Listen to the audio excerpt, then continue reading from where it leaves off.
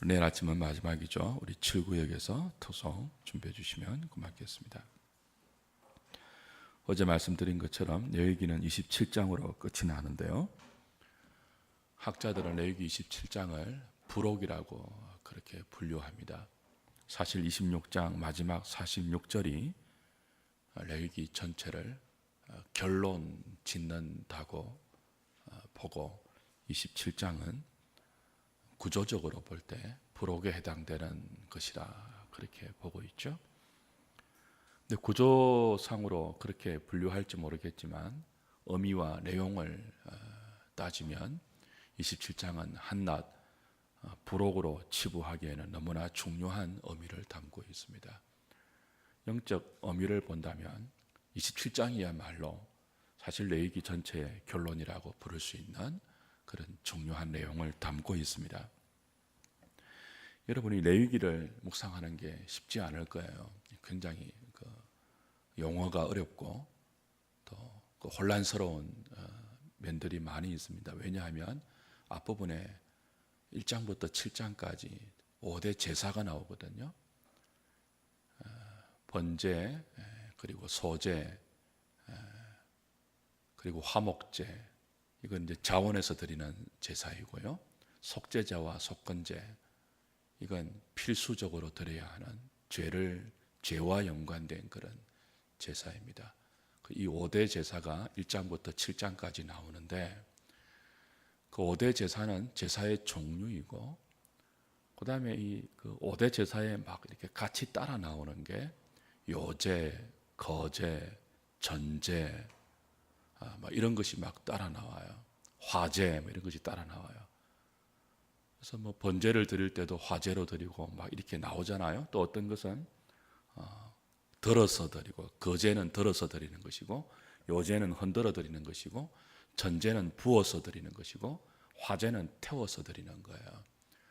근데 이런 요제, 전제, 화제, 또 거제 이런 것들은 제사의 5대 제사에 들어가지 않습니다. 제사의 종류가 아니고 그건 5대 제사를 드릴 때 방법이에요. 그 제사를, 그 제물을 5대 제사의 그 제물을 부어서 드리는 당시는 이제 술, 포도주나 곡주를 부어서 함께 드리는 경우는 전제로 이렇게 방법이 명시되었고요. 그 제물을 이렇게 들어서 잠깐 들어서 이렇게 드릴 경우에는 거제라고 했죠. 또 어떤 제물은 이렇게 흔들어서 드렸단 말이에요. 요제라고 했고요. 번제 같은 경우는 또 화목제 같은 경우도 태워서 드리지 않습니까? 태울 때도 번제는 전부 다 태워요. 가죽만 빼고 똥만 빼고는 다 태워요. 근데 화목제 같은 경우는 전부 다 태우지 않는단 말이에요. 태울 때도 태우는 방식이 다르고 여러 가지 이렇게 혼란스러운 면이 많기 때문에 쉽지 않지만 이제 우리가 레위기 묵상을 다 마쳐서 여러분 어느 정도 정리는 하셔야 됩니다. 레위기는 사실 성막의 해설서입니다. 성막의 매뉴얼이라고 할 수 있습니다. 출애굽기 24장부터 성막에 관한 부분이 나오죠. 출애굽기 19장부터는 언약이 나오고요. 이제 24장부터 성막을 짓고 출애굽기가 마치는데 레위기는 그 성막을 어떻게 사용해야 할지를 설명하는 매뉴얼입니다. 그래서 레위기 1장은 하나님께서 회막에서 모세를 부르는 것으로 시작이 돼요. 회막이 성막이거든요. 성막을 다 지었단 말이에요. 출애굽기 마지막에. 그리고 다 지어진 그 성막에서 하나님이 임재하시면서 모세를 콜합니다. 그리고는 말씀을 주세요. 그 말씀이 뭐죠? 레위기예요. 어떤 말씀이죠? 성막은 이렇게 사용해라 그거예요. 성막에 들어올 때는 그냥 들어오면 안 되고 5대 제사를 통해서 나에게 나와야 한다. 5대 제사 드리는 법을 이렇게 먼저 가르치고 그건 전부 다 은혜거든요. 사실은 하나님께 나아갈 수 없는 죄인들인데 하나님께 나아가 생명과 복과 은혜를 누리기는커녕 죄로 말미암아 죽어야 할 사람들인데 하나님 백성들도 그렇잖아요. 그 출애굽기 19장부터 언약이 이제 나오지 않습니까? 십계명과 언약이 나온단 말이에요. 그 하나님 백성으로 살아야 할 삶의 규범이에요. 그대로 지키면 복을 받지만 그 못 지키면 저주를 받아야 하는 그런 법이란 말이에요. 근데 하나님께서 그 백성들이 삶의 현장에서 그 법대로 살아가다가 그 법을 못 지키면 이제 죄인으로 규정되는 거죠. 죽어야 돼요. 근데 죽이지 않고 그 성막으로 가서 죽음에 해당되는 제물을 희생하여 용서를 받는 거죠. 그리고 다시 은총을 입어서 진영으로 자기 삶의 현장으로 돌아간단 말이에요. 돌아가서는 또 어떻게 살 것이냐라고 할 때 이제 8장부터 속죄일과 그리고 정결법과 거룩법으로 연결이 되어요. 그 1장부터 7장까지는 죄를 속하는 방식이에요. 하나님께 나가기 위해서 죄인으로 나갈 수 없으니까 죄를 어떻게 제사를 통해서 속함 받을 수 있는가. 그리고 8장부터 26장까지는 뭐예요? 은혜로 죄를 용서받고 하나님의 생명을 다시 소유한 주의 백성들이 어떻게 살아갈 것인가 라고 할 때 출애굽기 19장 이하에서 주신 언약의 율법서와 더불어서 정결법을 주는 거죠. 또 제사를 드리는 제물들은 이런 정한 짐승들을 드려야 되고 또 그 제사를 드린 너희들에게 부정한 것이 발생되면 어떻게 그걸 처리해야 되는지 여러 가지 먹는 음식은 무엇은 먹을 수 있고 입는 옷은 무엇은 입을 수 있고 그거 다 이렇게 생활에 관한 거룩 정결법을 이야기하시고 그리고 이제 우리가 확인했던 안식년, 희년 이런 것들을 통해서 이웃들과 더불어 어떻게 그 하나님의 은혜를 실천하며 살 것인가 하는 것들이 주어져요. 그리고 26장은 그걸 다 해석해 줬죠. 전체적으로 26장 마지막이 뭐였습니까? 이것은 지금까지 한 말은 여호와께서 시내산에서 자기와 이스라엘 자손 사이에 모세를 통하여 세우신 규례와 법도와 율법이니라. 그 시내산 언약에 대한 해석서이고 특별히 그 중에서도 뭐예요? 성막이 하이라이트니까 성막 사용서를 레위기에서 다 설명을 한 거예요. 요약하면 은혜입니다. 은혜. 그러니까 신학적으로 시내산 언약은 행위 언약이라고 해요. 왜냐하면 언약에 대한 축복과 언약에 대한 저주가 주어지기 때문에 지키면 복이고 못 지키면 벌 받는다는 도식으로 주어진단 말이에요. 그래서 그 상반간의 계약이 형성된 행위 언약이라고 부르지만 레위기서 26장은 이게 행위 언약이 아니다. 형식은 행위 언약의 형식으로 주어지지만 내용은 어겨서 벌을 받을 수밖에 없는 그들이지만 그러나 그 벌을 통해서 뭐예요? 자복하고 깨닫고 그죠? 그리고 회개하고 기꺼이 그 하나님의 징벌을 기쁘게 받는 자리로 나오면 하나님이 시내산 언약이 아니고 아브라함과 맺은 언약, 이삭과 야곱과 맺은 언약은 은혜 언약이거든요. 하나님의 일방적인 언약이거든요. 그걸 기억하고 그들을 회복시킨다는 것이 26장 전체의 내용이었습니다. 그래서 요약하면 레위기 1장부터 26장까지를 요약하면 뭐예요? 하나님의 은혜와 그 은혜 입은 자의 거룩하고 정결한 삶이에요. 그걸 이제 다시 27장에서 전체적으로 요약하는 것이 학자들이 부록이라고 부르는 서원입니다. 서원. 레위기 27장은 서원에 관한 거예요. 그리고 맨 마지막에 11조가 등장해요. 그러니까 서원과 11조이죠. 서원은 하나님께 자신을 드리는 맹세입니다. 결단이에요. 그래서 서원의 종류가 이제 오늘 27장 15절까지는 자기 자신을 드릴 때, 사람을 드린다고 서원할 때 60세, 20세부터 60세까지는 은 50세겔, 여자는 30세겔, 뭐 몇 세부터 몇 세까지 이렇게 해서 쭉 사람을 서원해서 드리는 경우를 성소에 바치는 세겔로 이렇게 해라라는 규정과 그 다음에 가축, 생축을 하나님께 드리겠습니다 할 경우는 어떻게 해라. 그리고 오늘 또 본문의 마지막에는 집을 드리려고 하면 이제 그까지가 오늘 본문이에요. 내일 볼 본문에는 그 외에 드릴 수 있는 것을 드리면서 하나님께 자기의 삶을 헌신하고 싶은 자들은 이렇게 해라. 그리고 마지막에 11조를 이제 언급함으로 레위기가 마무리되어요. 그 서원의 기본적인 성격은 하나님의 은혜에 대한 반응입니다. 보답적 차원의 반응이에요. 하나님의 은혜를 깨닫고 내가 이렇게 은혜를 받았으니까 그걸 하나님께 자신을 드리는 것으로 혹은 자신에게 있는 그 무엇을 드리는 것으로 화답하는 거죠. 그러니까 화답이에요. 화답, 서원은. 그런 면에서 26장은 하나님의 서원이에요. 언약에 대한 하나님의 서원이에요. 하나님의 약속이에요. 너희들이 내 규례를 잘 지키면 복을 줄게. 못 지키면 벌 받는다. 하나의 서원이란 말이에요. 하나님이 백성들에게 하시는 서원이란 말이에요.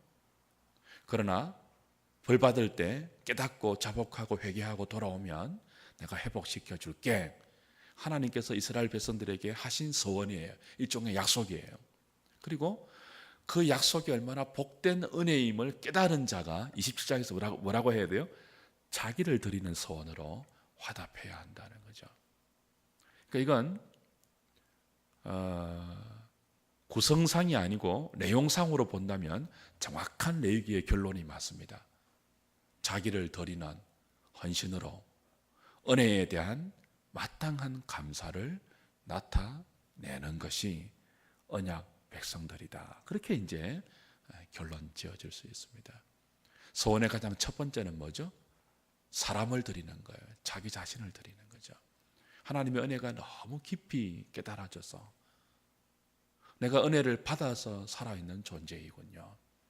앞으로 나의 생도 하나님의 은혜가 아니면 도무지 제대로 설 수 없고 나아갈 수 없고 살아갈 수 없는 존재이거든요.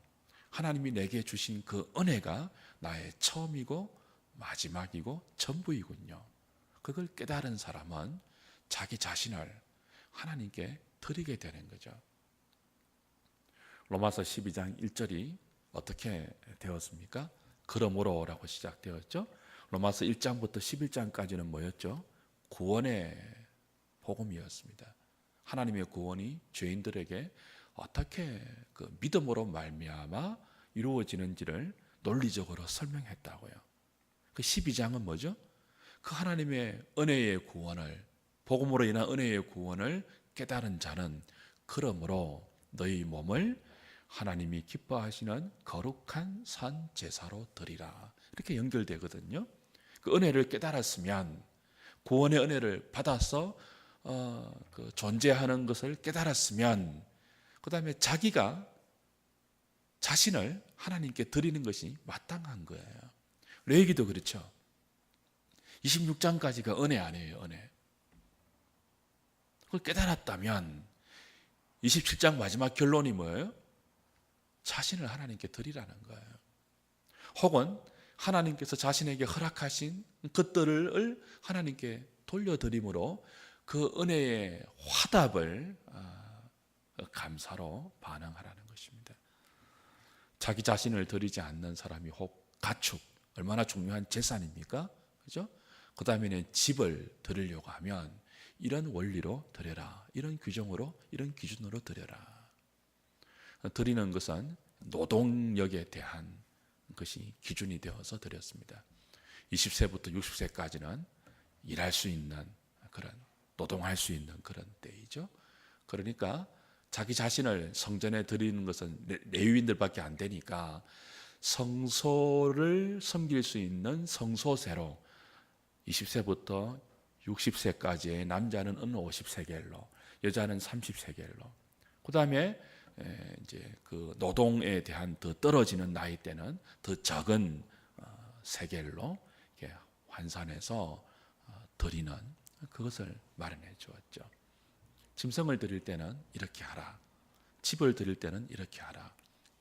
드린다고 소원해 놓고 뭐예요?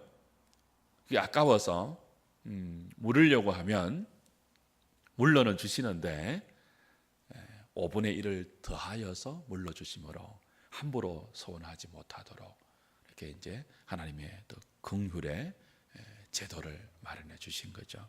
사랑하는 여러분, 레위기의 결론이 무엇입니까? 하나님의 은혜를 깨달은 자가 어떻게 하나님께 반응해야 되죠? 드리는 것입니다. 우리 자신을 드려야 돼요. 신앙은 하나님께서 하나님 당신 모두를 우리에게 주심으로 성립되는 것 아닙니까? 아들까지 주셨거든요. 아들을 주신다는 말은 당신의 모든 것을 다 주었다는 것을 의미합니다. 그 은혜로 기독교 신앙은 성립합니다. 그렇죠? 그게 5대 제사에서 오롯이 드러나죠. 성막에서 오롯이 드러나죠. 성막은 하나님의 처소입니다. 하나님이 그의 백성과 함께하는 처소예요.